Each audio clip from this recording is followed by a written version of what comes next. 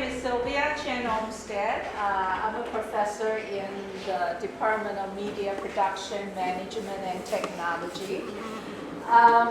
So in general, my research is about consumer strategy and organizations in the media sector.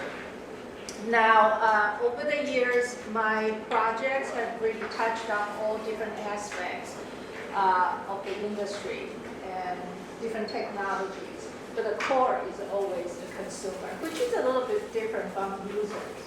Consumers, you have more the implications of how they interact and what the meanings of that from the environment perspective, like what should we do from an organization perspective with this insight. So today's presentation is actually a little bit different. I will not be talking about a particular study and the findings and all that. I want to share with you more about how I went about doing certain things and what I learned from it and what I have done with their circumstances. So again, it's not a typical, okay, these are the variables of literature review and all that. I like more like the holistic approach of looking at research. And I titled this as Impactful Media, Consumer Research. It doesn't mean that other people's are not impactful, but this is impactful in my view after 30-some years of working in this area. That I feel, what do I have to do to feel this is meaningful and impactful to me? Three things I feel are very important in this process, in this journey of mine. And I think I'm probably one of the few in the college, like the old guard, like the last generation. So we have a lot of young, energetic faculty, but I'm the older group, so I have another side of the coin of all this experience. So I have the experience over time to look at my career more holistically, and hopefully I can talk about things that will be helpful to you. So I feel three things are very meaningful to me. One is being innovative, doing something different. I always feel like I'm a learner. The day I don't learn, I'll die. I mean, I just need to learn new things. So I want to try different things, new things, so doing something a little bit different. And relevancy, I feel I need to be relevant. This is very important to me. I remember in one AEJMC presentation over the years, and I felt I was talking to the same group of people from the last 10 years, sitting in the same room. And I just didn't feel like I was relevant outside of that room. So there was kind of like a turning point for me that I feel like I need to be relevant beyond this little problem of mine. And then to do so, I feel I need to have partnerships. I need to collaborate with other people to be relevant because I know my bubble. I need to get into the bigger setting. So basically, in my view, that what's impactful would be doing these things. First, I want to look at empirical studies. Okay, empirical again, conceptual, all these things, but I know I'm not as good at it. I want to investigate some subject empirically, but it's got to be innovative and rigorous in methodology. And I'm a survey methodologist, but I wanted to expand and do many different things. And another thing is I want to be relevant, is I want to be doing something that I feel is addressing industry concerns and issues. I don't want to be talking about things only I care about or only the 10 people in that room care about. I want to talk about things that the CEO, the CMO, the different organizations who actually have impacts on what they do every day in the society and interacting with the consumers, what they think is important and that keep them up at night. I want to be talking about those things. But then I also understand for businesses, the decision makers, they they have very short tenure and they make decisions on short-term returns. So most of their research very just, what should I do now? The next step. So it's very shallow without conceptual framework. Then I feel like I cannot give that up. That's why I'm in academia. This is important. Now, my goals in doing what I feel is impactful is I want to generate knowledge that's relevant. I want to have this kind of industry and academic synergy. It's not that we are ivory tower there. We're basically trying to find the same answers to a lot of the observations. So I want to find this kind of connection. And another part is that I could do this as a consultant by myself, but then that's not meaningful. What's meaningful is that in the process, when I work with other people in the academia, especially with grad students, they can have some more interesting, distinctive, and thoughtful experience over time when working with me. And I would love to give them the one line on their CV that it looks different from other typical grad students. So that's kind of my thought and my objectives. So why did I start doing a lot of this kind of collaborative and partnership with the industry people? Because I feel I have observed these trends that kind of push me to go that route. One is that I used to do a lot more strategy, industry, kind of managerial decision type of thing. But then I quickly realized they didn't know what they were doing, because it's all about the consumers and they change so much. So we're in this very consumer-centric media environment. So the key is to know the contextual, all these influences, and the core is the consumers. And consumers today, they have these expectations, such high expectations across platforms. So you cannot study one platform, okay? It can't be about, I studied this thing, I studied that thing. Well, if you want to study consumer, it doesn't matter. They don't care. You got to go from them and see what you should be covering. Metrics is very important. And from the industry perspective, measurement, metrics, if I invest so much money, what is the results? Metrics is very hard, very important, and that's the very challenging part for the industries. But I feel that's something we can contribute as well. A few things are very important to connect with the audience, the consumer today. Context, value, and relevancy. And that's very different. I know I did a lot of study in the past is people don't make judgment based on, how should I say that? It's like, is this truthful or not? Or is this credible? It's about what value does it give me? So it's a lot of different kind of orientation when we look at, communicating, interacting, engaging the audiences. And experience is important. We cannot look at those behavioral ratings, presence. It's an attention economy, what kind of attention we're getting, engagement. Behavioral patterns, easy to measure now. Click, what are the motivators, and I love to, really triangulate, because everything is so complex now. It's hard to really try to do things one-dimensional. So the research methods that over time I have tried to use, and again, not to focus on behavioral or just cognitive. Most of our stuff in the past were cognitive. Okay. We want something that's more emotional, and how to get attention is an emotion, is affected part of the arousal.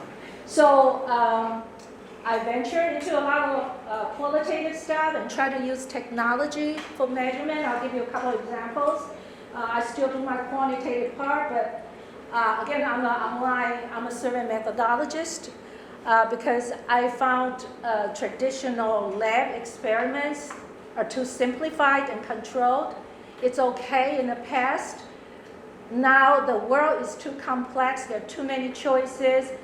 If you want to do in the lab experiments, you have to do so many of them.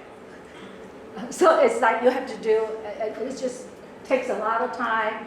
And it's always about reality versus control. And every time you do research, you're making a decision. What do you think is the best? And then through a partner who's an expert in biometric measurement, we did a lot of implicit biometric type of thing. Okay, so here are some examples. I just kind of want to talk about how I went about doing this. The principles is that why do we form partnership? We get the understanding of what's important, okay, from people who are actually in the field. But for an academic researcher, more importantly, you need resources. Okay, that's why people, apply for grants. Grants are great. Federal grants are just, it's like tie you up in the straitjacket. It's very hard. Okay. So industry collaboration is great in getting quicker, responsive resources. For example, I mentioned that simple lab experiments are not realistic. Well, if you want to run 10 different kinds, or you want to have 200 participants to spend 2 hours with you got to pay them. Okay. So you need resources. So partnerships can give you that kind of resources that you can do things right. Okay.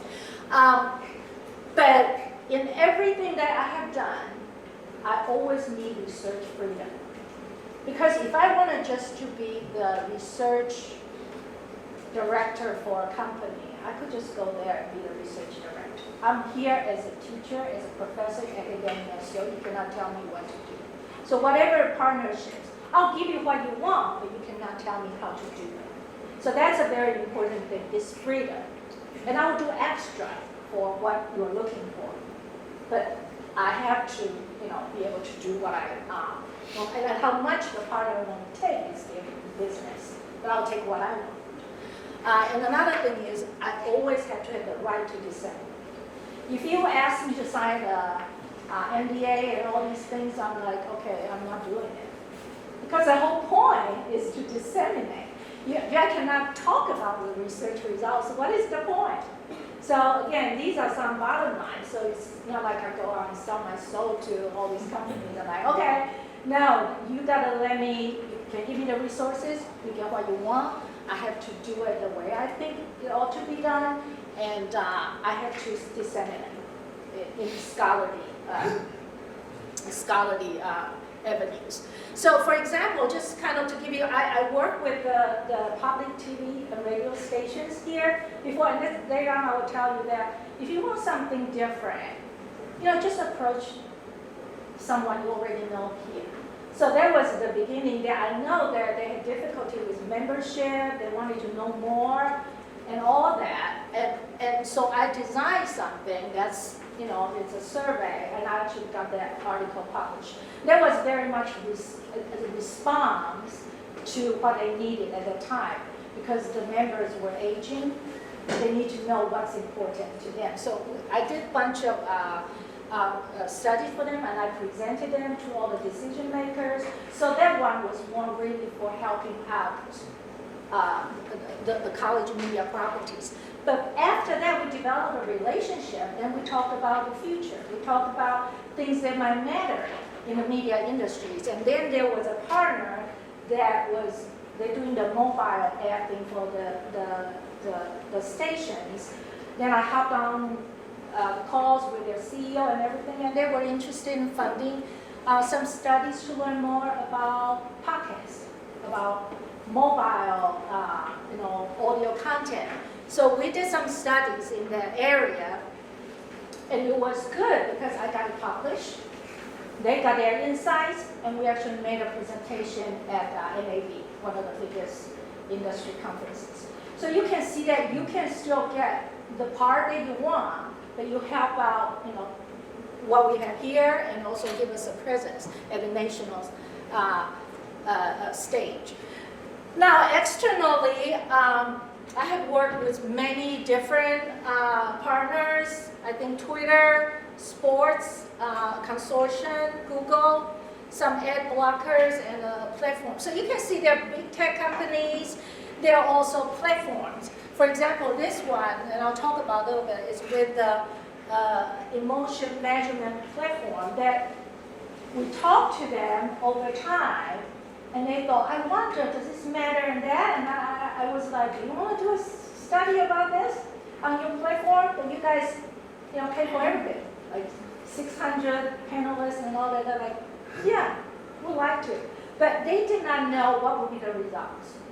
But they thought, you know what, we should have somebody do something about our platform empirically. Same thing with this German website is Handelsblatt, which is by the Wall Street Journal in Germany. They were wondering, and I met this woman over dinner somewhere in a different conference, and I kept up with her, and she became the research director of that news organization, and then she was talking to me about, I don't have any measurement data comparing the news consumption experience online, computer versus on the phone, and versus on newspaper. I would love to find something that we can talk to the advertisers about this. So then we designed a study, and I was like, you want to pay for this and do this? And she's like, yeah. I mean, it's not a lot of money, but we gather data, we do it the right way, and then we got most, I would say 90% of these get published. The Google one is a big project. It was a big project. Again, it was conducted in Europe. The problem with a lot of American media, traditional legacy companies, you all have to sign NDA.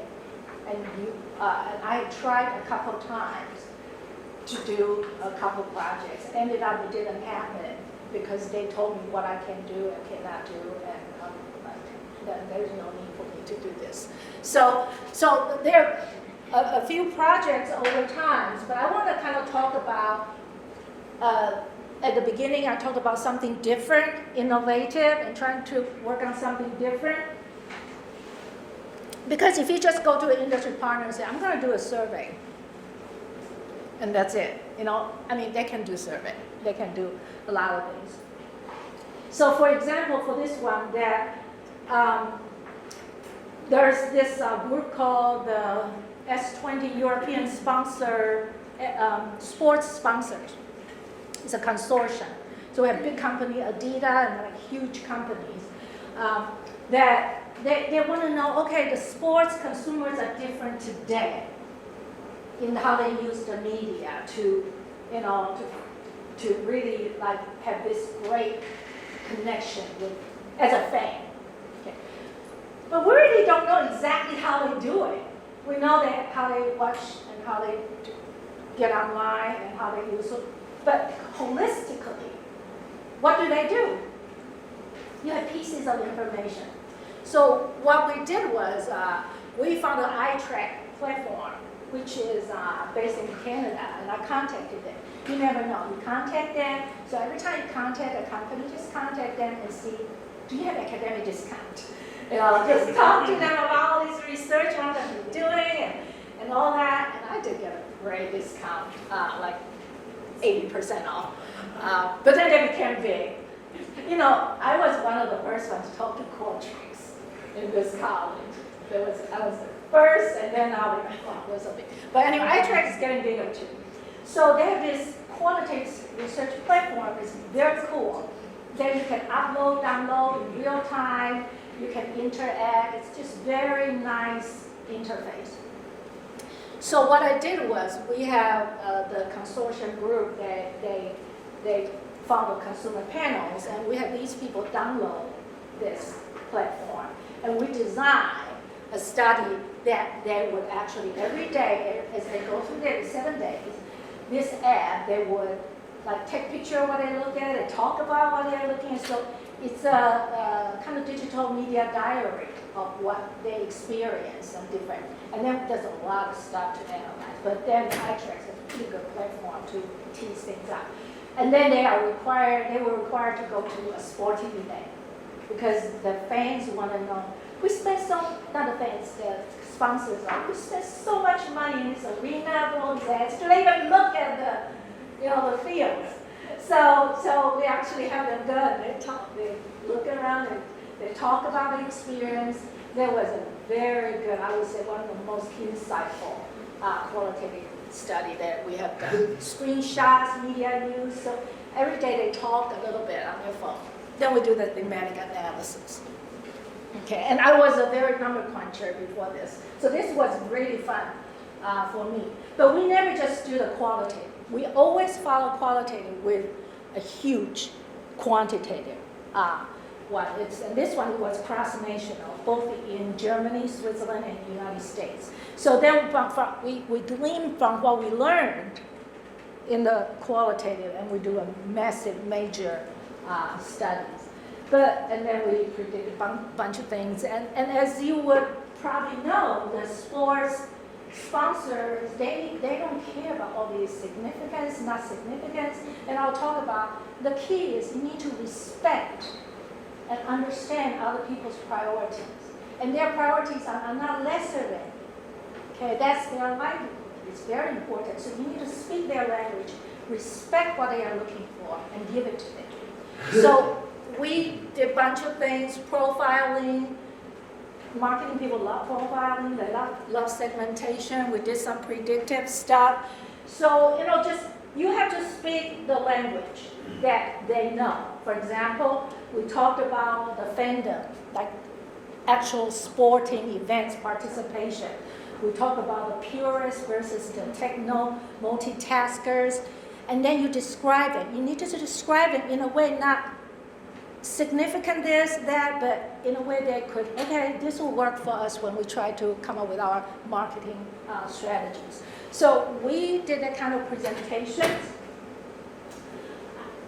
I did my part. They paid for 2,000 surveys and all that in different countries.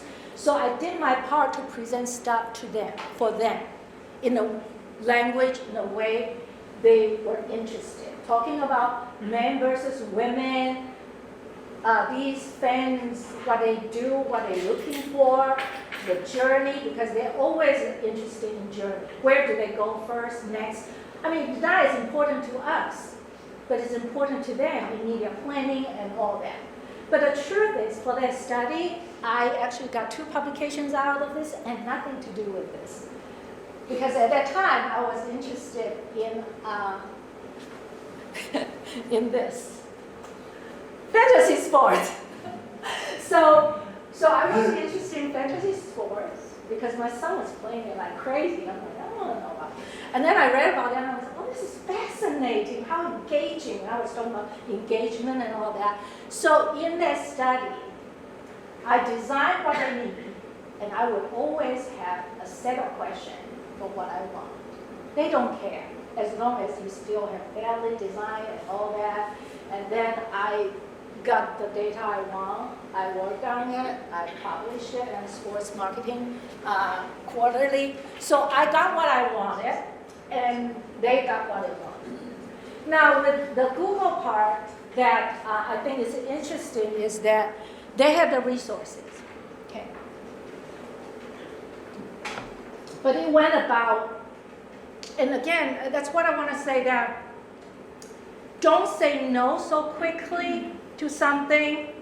I was asked by another professor here in business school, say, I'm working on something for a DC company, a lawyer or something, and they're working on a Google case, and they have some question about some consumer stuff. Can you write up something for them? And there was no pay, there was nothing. It was just a friend asking for something. And I'm like, sure, I'll do that. So I did that. It's like a 5-page thing, and I sent it to them. And then after a while, the person in charge of that Google case have a partner in Germany thinking about something along their line. And then they passed the email, like, are you interested in that? I'm like, sure, I'll talk to them. So one thing led to another, that they decided they want to do a huge media engagement. Really not related to previous thing. But the previous work kind of, got me the door into them. So they had this, again, this is kind of the thing we do. We always do mixed methods now. And at the time, everybody talking about engagement, but how do you measure it? And we're talking about not academic measurement. We're talking about large scale, and this has significant implications because at that time, YouTube versus TV advertising. So you have to think from your partner's perspective. They want to tell the advertisers that we are good, we're better in certain ways, but they know some, but they don't know all of it, and they want somebody who have more academic training and understanding to do that. So we have two parts to it. The first part is really global expert interviews, and without the help, we would not have been of the industry. We would not have been able to interview 75 people. 75 from around the world in technology, in media, in marketing. It was a long project. So we interviewed 75 people, and of course you would need, qualitative software to contextual analysis because there's just so much. But we were able to really talk to people and talk about what they think, for example, from academic, from media agency, from marketing agency, how they measure engagement, or how they would like to measure engagement from industry perspective. This is what I mean about relevance.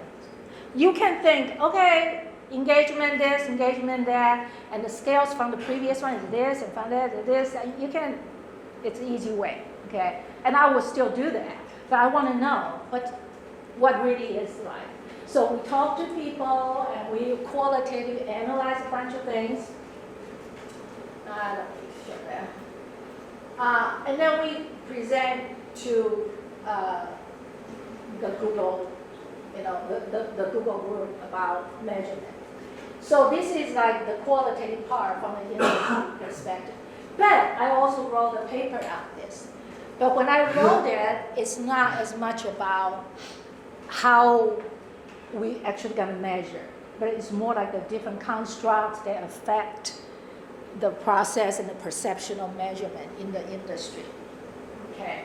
So, and this is a global perspective because very rarely you can talk to 75 people from all around the world. But this is not enough. Well, when we work with Google, for them it's very specific. They're always like, but exactly how are we going to measure it? So the next phase is really to try to use all different kind of things to analyze engagement. And the one that was most lacking was emotional engagement. And through our conversation with a qualitative research phase, we talked to some guy, Daniel McDuff, who was one of the MIT guy who studied Affectiva, which is a facial, I don't know, anybody do biometric, facial measurement, emotional measurement. Now that I think sold to another company, and he's working at Google. No, he was Microsoft, then Google. But anyway, he was talking about all these measurements and different ways of doing things. So with his input, we did a consumer 360 design. So basically, we want to study the different qualities of attention in different consumption experiences. Okay, so YouTube versus just a regular TV program. Okay, to do so, we had, of course, interviews and all that, survey before and after, but the most different part of it is we do a whole out biometric measurement to see engagement. Heart rate, facial expression, that's the one that's kind of affected by the, facial movement is indicative of their 8 major emotions. And then eye tracking, electrodermal activity. So all these different things to measure arousal and all that engagement properties. I don't do this part. I designed and we have somebody collected it. But the point is, because we work with Google, they pay. So we actually had 250, and normally, and we're talking about 2 hours. So 250 people, they pay.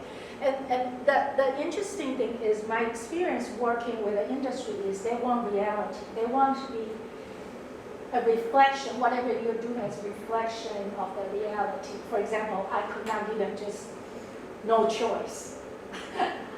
They have to have a choice. But you don't want choice because there's a variation, you gotta control all that.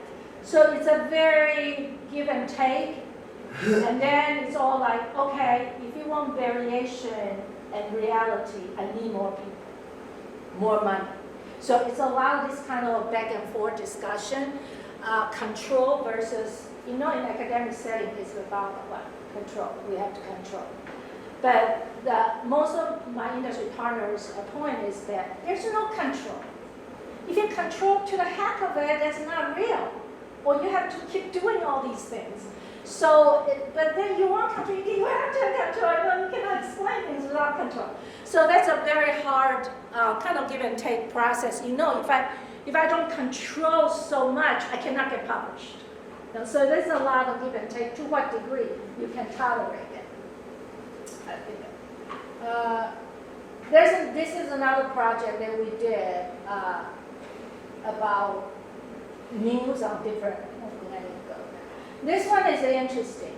So this iSquare, this company, was trying to make things more realistic. So, typically where people come into the lab, and then we do the emotional, we hook them out, we do facial and eye tracking and all that. And then it's too hard. People want to do this where they are. So they have this technology, it's just people got to allow on the camera, then they will tape directly. So it's effective in the field. Okay, so emotional, measurement and all that in the field. So they have done some, not very conclusive results. And I met some of their researchers, and I was like, this is an interesting one. This is in the field. We'd love to do something with your technology. So they decided to work with us. It's a remote facial coding, eye tracking. It's out of the lab. So we measure engagement level. And another thing that they were able to do that I found it was just what I felt was always the issue with studying at that time, the Facebook experiences. You get a static experience. But Facebook is not static. Facebook is distractive. It's all these things. So they were actually able to reconstruct the whole thing in the server to imitate a dynamic experience. So that was a very interesting platform to work with. Okay. So I will just talk about the recent projects. We're doing more about AI and about trust. And I think this is probably, again, at different stages of your career, you find something more meaningful to you. And I would say trust your instinct on that.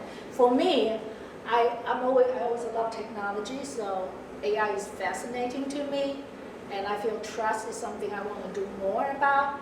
And so for this more AI stuff is, I don't want to do the AI I'm just keep talking about what people think.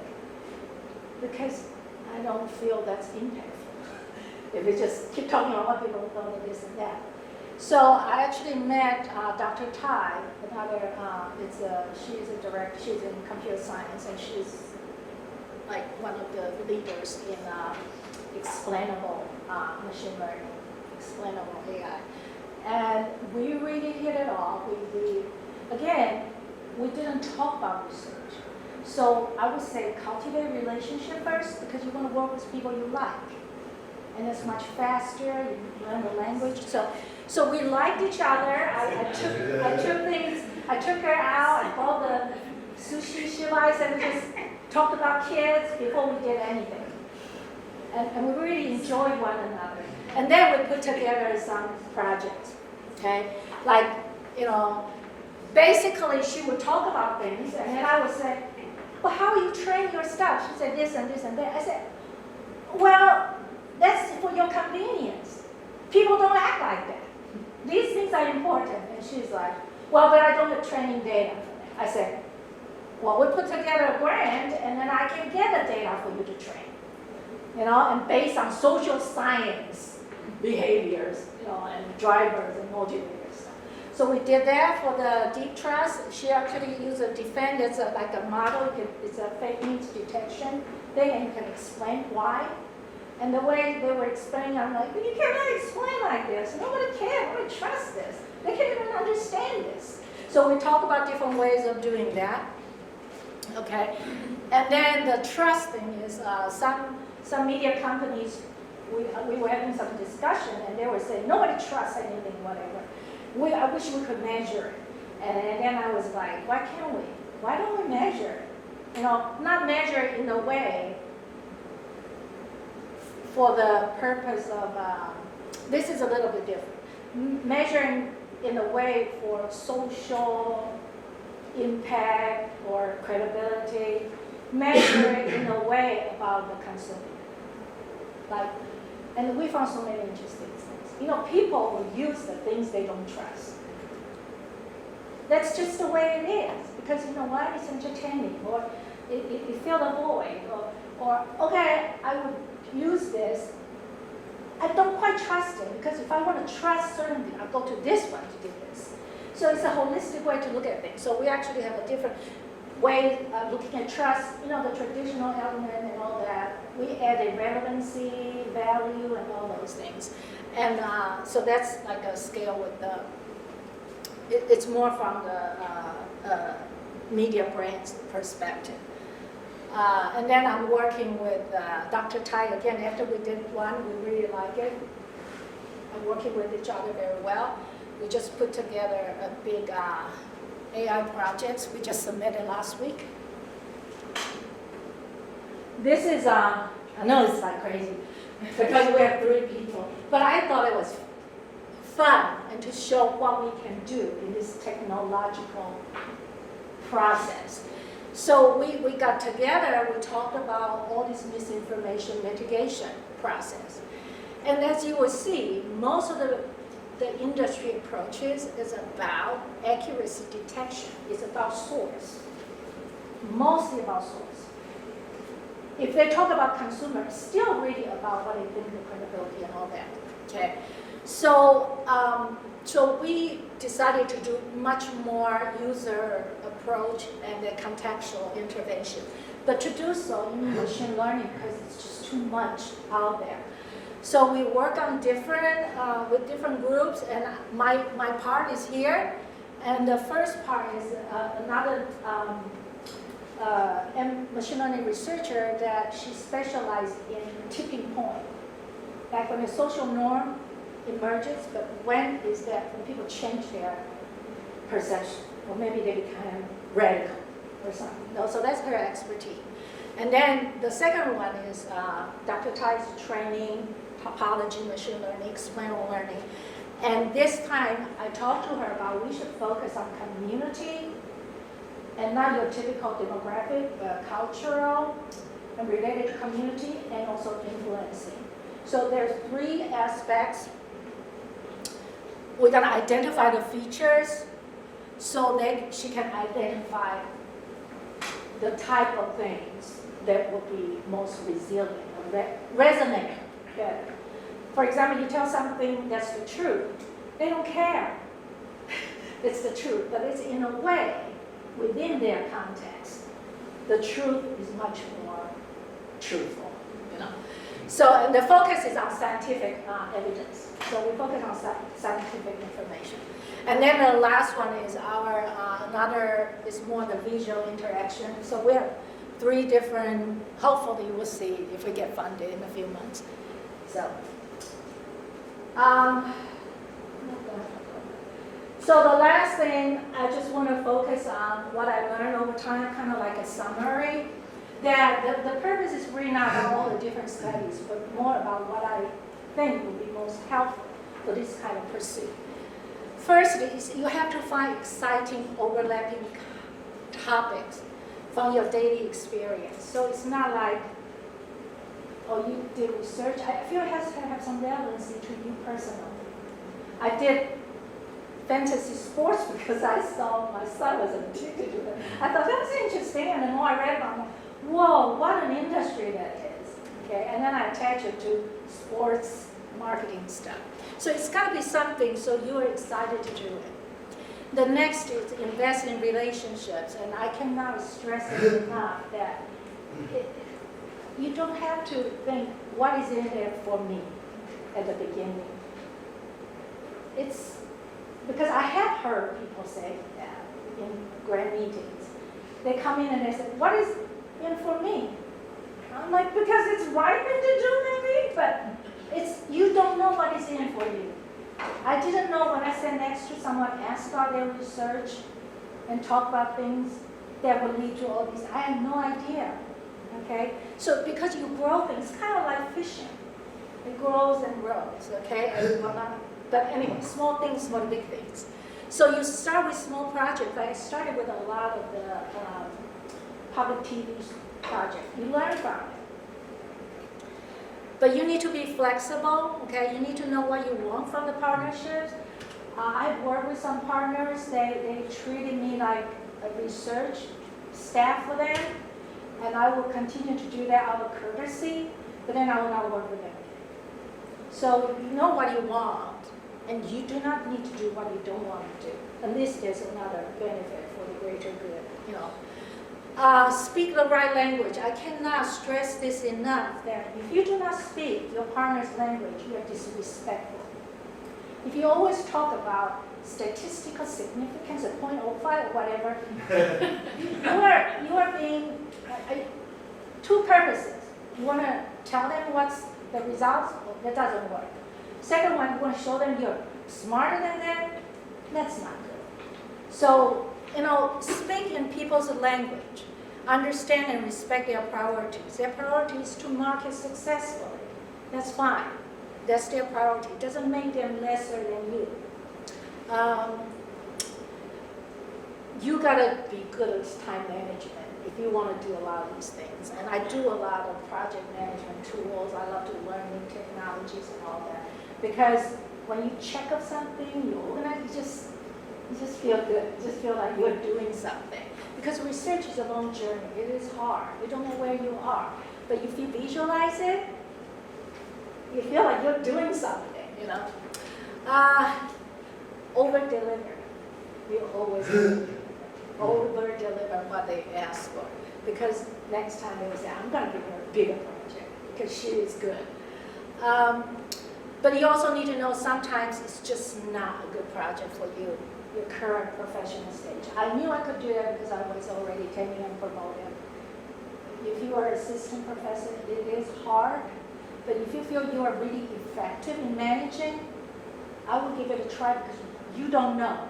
Then I give you a big, project that would help you to go on to the next stage. Okay, well, that was a long one. I'm done. Thank you. I'll take this.